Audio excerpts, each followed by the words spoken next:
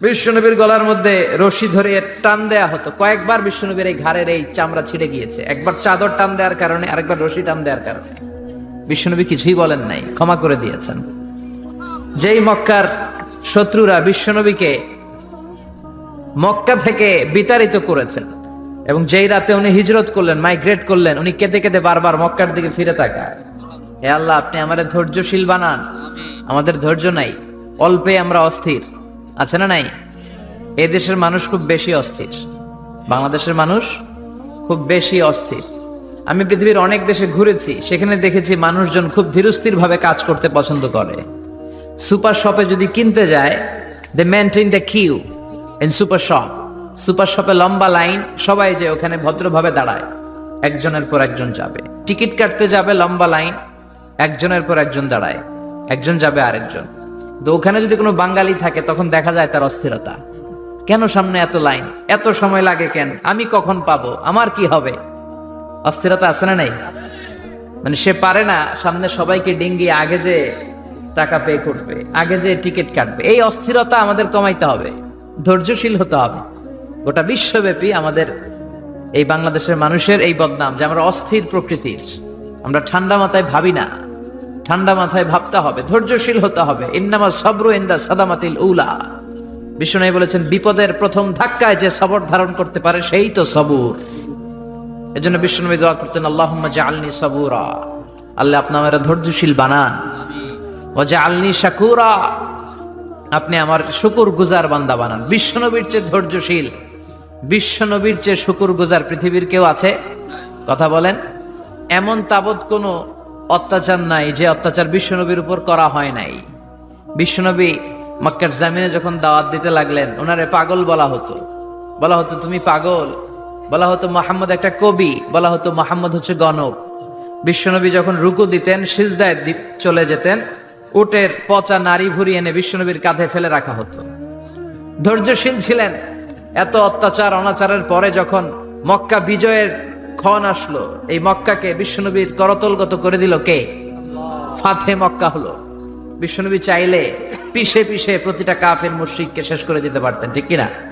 কিন্তু বিশ্বনবী বললেন, লা তাসরিবা আলাইকুমুল ইয়াউম ইযহাবু আনতুমুত তুলাকা। কোনো রিভেঞ্জ চলবে না আজকে, কোনো প্রতিশোধ নাই। একেবারে বড় যুদ্ধাপরাধী যারা, মারাত্মক যারা অফেন্স করেছে, তাদেরকে শাস্তির আওতায় আনা হবে, বাকি সবাইকে আমি ক্ষমা করে দিলাম। In the long history of the world, there is no instance of magnanimity and forgiveness which was showed by our beloved Prophet Muhammad when all of his enemies laid under his feet and he forgave them one and all. পৃথিবীর গোটা পৃথিবীর ইতিহাসে এরকম নজির কোথাও পাওয়া যায় না, যাকে এত অত্যাচার করে বিতাড়িত করা হয়েছে, নির্বাসন দেয়া হয়েছে, হিজরতে বাধ্য করা হয়েছে। তিনি যখন ওই শহরকে আবার বিজয় করলেন, কাউকে আঘাত করলেন না, আগুন জ্বালিয়ে শহরটাকে জ্বালিয়ে দিলেন না, ওদের বংশকে নির্বংশ করলেন না, বরং মুচকি হেসে উনি বললেন, যাও ক্ষমা করে দিলাম। কি ধৈর্যশীল ছিলেন। আবার দোয়াও করতেন, আল্লাহুম্মা জাআলনি সাবুরা, আল্লাহ আপনি আমার ধৈর্য বাড়ায় দেন। ওয়া জাআলনি শাকুরা, আপনি আমার শুকরগুজার বানান। ওয়া জাআলনি ফি আইনি সাগীরা, আল্লাহ আমার চোখে আপনি আমারে ছোট বানান। ওয়া ফি আ'ইউনিন নাসি কাবীরা, আল্লাহ মানুষের চোখে আপনি আমারে বড় বানান। কি মানুষ ছিল, নিজের চোখে নিজে ছোট থাকতে চাইতেন। আমরা নিজের চোখে নিজের বড় মনে করি, এরকম ডাকাইত আছে না নাই? নিজেরাই নিজে মনে করে কত বড় সাহেব, লাট সাহেব। মান তাওয়াদা তারাফা, এটা হচ্ছে সুন্নাতুল্লাহি ফিল আরদ। মান তাওয়াদা তারাফা, যে নিচে নেমে থাকতে চায় আল্লাহ ওরা টেনে উপরে উঠায়, আর যে খালি উঠতে চায়, হিংসা করে অহংকার করে উপরে ঠেলতে চায়, ওরা নিচে নামায় দেয় কে? সাইয়েদনা আদমকে আল্লাহ বললেন, আদম সাল্লিমা আলা উলাইকান নাফার লাম্মা খালাকাল্লাহু আদামা ওয়া কানা তুলহু 60 যিরাআন। নিচে নেমে গেলে যে উপরে ওঠে, আর উপরে উঠতে চাইলে যে নিচে নামে। উদাহরণ দেখেন, আদম আলাইহিস সালামকে তৈরির পর আল্লাহ বললেন, আদম সাল্লিমা আলা উলাইকান নাফার, এই ফেরেশতাদের সালাম দাও। কি দাও? সালাম দাও। কোনো প্রশ্ন নাই, আল্লাহ সালাম দিব কেন? ফেরেশতারা আমারে দিব না কেন? আমি আগে দিমু কেন? কথা আছে কোনো? যেই সালাম দিলেন, সালাম দেওয়ার সাথে সাথে ওনার মর্যাদা বাড়িয়ে দিল কে? এত মর্যাদা বাড়ালেন যে নূরের ফেরেশতারা মাটির আদমকে সেজদা দিতে বাধ্য হয়েছে। চিৎকার করে বলেন ঠিক কিনা? তুমি মাটির আদমকে প্রথম সৃষ্টি করিয়া ঘোষণা করিয়া দিলে শ্রেষ্ঠ বলিয়া, তাই তো নূরের ফেরেশতা করে আদমকে সেজদা, সবার চেয়ে সম্মান দিলে মাটির আদমকে। আল্লাহু আল্লাহু পড়েন, আল্লাহু আল্লাহু তুমি জাল্লে জালালুহু, শেষ করা তো যায় না গে তোমার গুণগান। আল্লাহু আল্লাহু সুবহানাল্লাহ পড়েন। কি সম্মান আল্লাহ বাড়াই দিলেন। আল্লাহ বললেন, আদম আজকে থেকে তুমি আশরাফুল মাখলুকাত, তুমি খলিফাতুল্লাহ ফিল আরদ, তুমি পৃথিবীতে আমার খলিফা, ভাইস জেরেন্ট অফ আল্লাহ। আল্লাহর খলিফা, আল্লাহর আহকামগুলো পালনের জন্য ভাইস জেরেন্ট। চুরি করলে হাত কেটে দাও, কার আইন? এই কাজ আদম তুমি দুনিয়াতে যেয়ে করবা। জিনা করলে ডেথ পেনাল্টি, হেড অফ, শিরচ্ছেদ করে দাও, কার আইন? খলিফা হিসেবে মানুষ এসে করবে। মানুষকে আল্লাহ আশরাফুল মাখলুকাত বানিয়ে দিলেন, নিচু হয়েছে বড় বানিয়ে দিলেন। আর শয়তানের অবস্থা কি? শয়তানকে আল্লাহ বললেন সেজদা দে আদমকে। শয়তান যুক্তি দাঁড় করিয়েছে, খালাকতাহু মিন তিন খালাকতানি মিন নার ওয়া খালাকতাহু মিন তিন। আল্লাহ আপনি আমারে বানাইছেন আগুন দিয়া, কি দিয়া? আগুনের ধর্ম উপরের দিকে ওঠে আর মাটির ধর্ম সে নিচে পড়ে থাকে, আমি কেন সেজদা দেব? শয়তানকে চিরকালের জন্য ইবলিস মালউন, অভিশপ্ত আর জাহান্নামী হিসেবে ঘোষণা দিয়ে দিল কে? এজন্য আপনি ছোট থাকতে চাইবেন, আপনারা বড় বানাবে কে? আর আপনি নিজে যদি বলেন আমি বড়, থাপ্পড় মেরে আপনারা নিচে নামাই দিবে কে? এজন্য বিশ্বনবী দোয়ায় বলতেন, আল্লাহুম্মা জাআলনি সাবুরা ওয়াজআলনি শাকুরা ওয়াজআলনি ফি আইনি সাগীরা ওয়া ফি আয়ুনিন নাসি কাবীরা। ও আল্লাহ, আপনি আমারে ধৈর্যশীল বানান, আপনি আমারে শুকরগুজার বান্দা বানান, আমার চোখে আমারে আপনি ছোট বানান, মানুষের চোখে আপনি আমারে বড় বানান। সুবহানাল্লাহ পড়েন। এজন্য সবসময় শুকরগুজার থাকার চেষ্টা করতে হবে। রাজি আছেন তো? বিশ্বনবী ইন্তেকাল করবেন, রুহু বের হয়ে যাচ্ছে, দুই তিনটা শব্দ বললেন, এর মধ্যে একটা ছিল সালাত। আর সালাত, উম্মতেরা নামাজ, নামাজ, নামাজ ছেড়ে দিও না। আমা মালাকাত ঈমানুহুম। মানুষ ইন্তেকালের আগে শ্বাস বের হয়ে যাচ্ছে, রুহু চলে যাচ্ছে, ওই মুহূর্তে কি জরুরি কথা বলে নাকি ফালতু কথা বলে? সবচেয়ে জরুরি কথাটাই তখন সে বলে যায়, ঠিক কিনা? কথা বলেন। বিষ্ণু বলেছিলেন নামাজ। ওমরে ফারুক, ওনার কাছে আবু লুলু আল মাজুসি, এক অগ্নি উপাসক এসে বিচার দিল, ইয়া ওমর আল ফারুক, আমার মনিবের নাম হচ্ছে মুগীরা ইবনে শুবা, সে প্রতিদিন 4 দিরহাম করে আমার কাছে চার্জ করে। এত টাকা চার্জ করে কেন? উনি জিজ্ঞেস করলেন, তুমি কি কাম পারো? আমি খঞ্জর বানাইতে পারি। খঞ্জর চিনেন? ছোট্ট ছুরি আরবরা পকেটে রাখে। ওমানের সুলতান কাবুসের ছবি দেখবেন, এখানে একটা খঞ্জর আছে। আমি খঞ্জর বানাইতে পারি। খঞ্জর বানাতে পারো? মদিনায় তো কেউ বানাতে পারে না, তুমি খঞ্জর বানাইতে পারো? তুমি তো অনেক টাকার মানুষ মিয়া, তোমার মনিব তো অল্প টাকায় চার্জ করছে, এটা দিতেই হবে। আবু লুলু কয়, ওমর তুমি সবার জন্য এত নরম, আমার জন্য গরম, তোমার আমি বুঝাবো। সে বাড়িতে যে একটা খঞ্জর বানালো, মাকবাদাতুহু ফি ওয়াসাতিহি, যে খঞ্জরের হ্যান্ডেল হচ্ছে মাঝখানে, দুই দিকে ধারালো ছুরি, এটার ধার দেয়। আর কয়, ওমর তোরে আমি বুঝাবো। প্রতিদিন ধার দেয়। সাইয়েদনা ওমরে ফারুক মসজিদে নববীর ইমাম, ওয়া কানু ইউসাল্লুনা বিগালাস, তখন ওনারা অন্ধকারে নামাজ পড়তেন আউয়াল ওয়াক্তে। আমরা তো দেরি করে পড়ি, সুন্নাহ অনুযায়ী আগে আগে পড়া ভালো। আপনি মসজিদুল হারামে গেলে দেখবেন যে কত আগে ফজর পড়ে। ফজরের 1-1.5 ঘন্টা পরে সূর্য ওঠে, ঠিক কিনা? তো সে একবার ছদ্মবেশে ফজরের সময় প্রথম কাতারে যে হাজির, আসলে কিন্তু মাজুসি, সূর্যের পূজা করে। খঞ্জরটা নিয়ে এসে দাঁড়ালেন। ওমরে ফারুক ফজরের সময় ঢুকলেন, বললেন আকিমিস সালাহ, একামত দাও। একামত দেয়া হলো। ওমরে ফারুক আল্লাহু আকবার বলে অন্ধকারে ফজরের সালাত শুরু করলেন। প্রথম রাকাত যখন পড়ে ফেললেন, রুকুতে যাবে, ইন দা মিন টাইম সে খঞ্জর বের করে ওমরে ফারুককে 3টা স্টেবিং করেছে। একটা নাভিতে মারার সাথে সাথে নাভিটা কেটে গেল, আর একটা এই পাশে পাজরে, আর একটা পেটের মাঝখানে, পেটও কেটে গেল। ওমরে ফারুক বললেন, কাতালানি আল কালব, এক কুকুর আমারে মেরে ফেলেছে। ওমরে ফারুককে পিছনে নিয়ে যাওয়া হলো। আব্দুর রহমান ইবনে আউফকে টেনে ইমামতির জায়গায় নেওয়া হলো।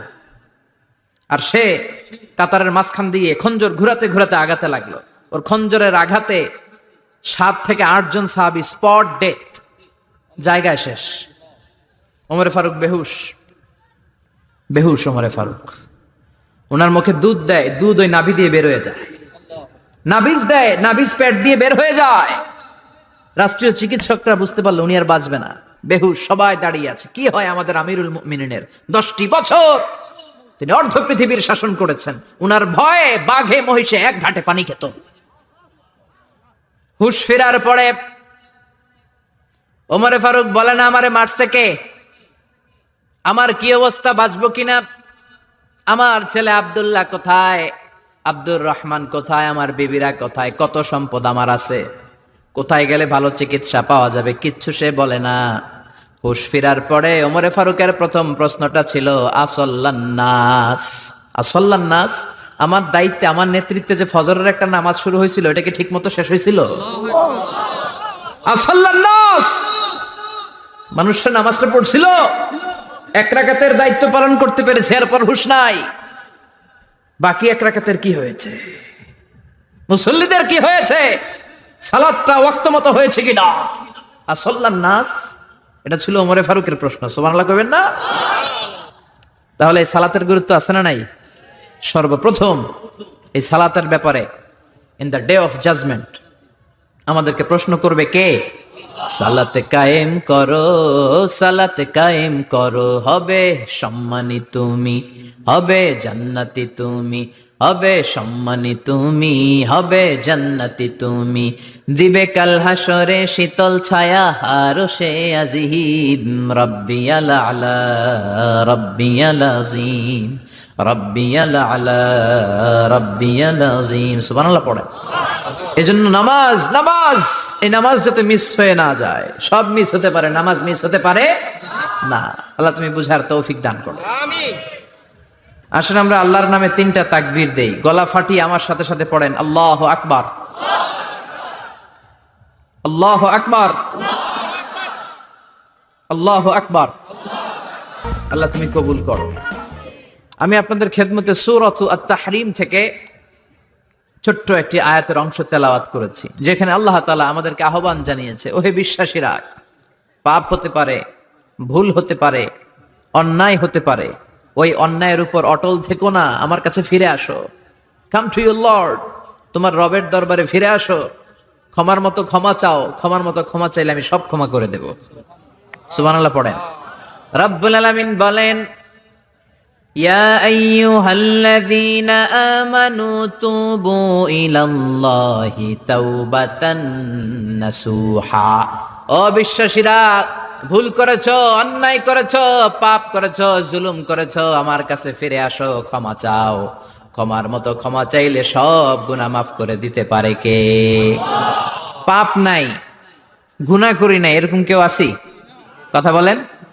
কত পাপ করছি কোনো হিসাব আছে? পৃথিবীর কেউ না জানলেও জানে কে?